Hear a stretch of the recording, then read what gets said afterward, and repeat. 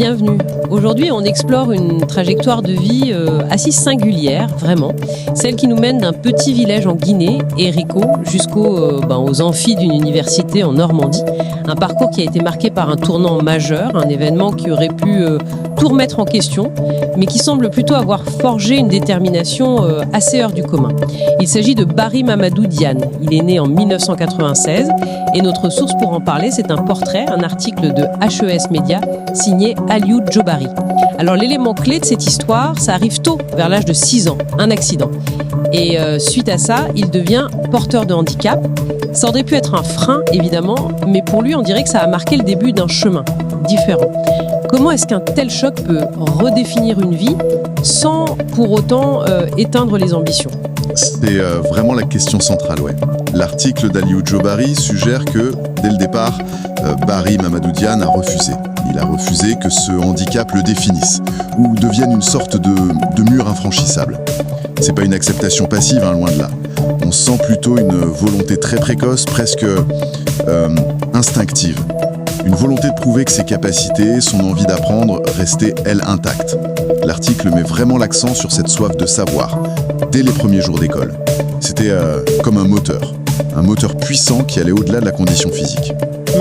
Un moteur qui l'a mené loin, visiblement. Son parcours académique, il parle de lui-même. Il commence par une licence en histoire des relations internationales. Ça, c'était à l'université de Kindia, en Guinée. Ce choix, déjà, ce n'est pas anodin. Ça montre une curiosité pour le monde, non ? Une envie de comprendre les dynamiques globales. Exactement.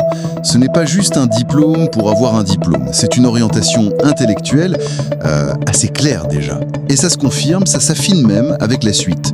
Aujourd'hui, il est en France, à l'université de Caen-Normandie, et il est en 2e année de licence, mais cette fois, c'est une double compétence, histoire et sciences politiques.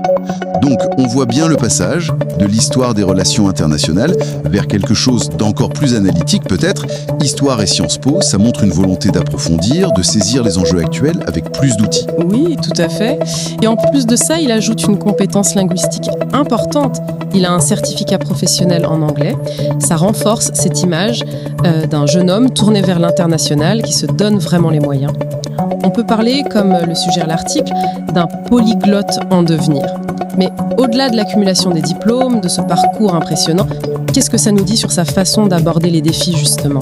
Ça nous dit beaucoup, je crois, sur la manière de transformer un obstacle potentiel en véritable force motrice.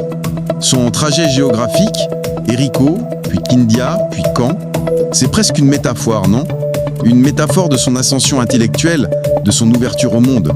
L'article utilise une expression forte, levier de réussite, pour qualifier le rôle paradoxal du handicap dans son histoire. Ce qui est fascinant, c'est comment cette contrainte initiale semble avoir catalysé une concentration, une détermination exceptionnelle. Peut-être que faire face à une limitation physique si jeune, ça oblige à développer d'autres choses. Une forme de résilience mentale, une capacité à se fixer des buts très clairs pour dépasser les attentes ou même les préjugés. C'est une perspective très intéressante, oui. Ce n'est pas juste une histoire de courage individuel, même si ça l'est aussi, bien sûr.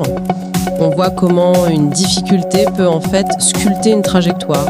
L'article le présente un peu comme un symbole, une incarnation d'une certaine jeunesse africaine.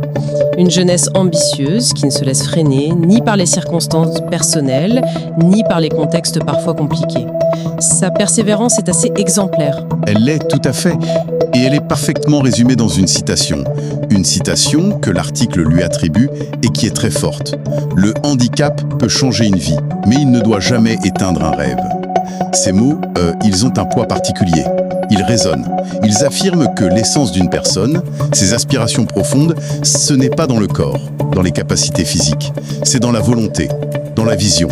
C'est un message d'espoir qui va bien au-delà de son cas personnel. Absolument. C'est une phrase qui donne à réfléchir.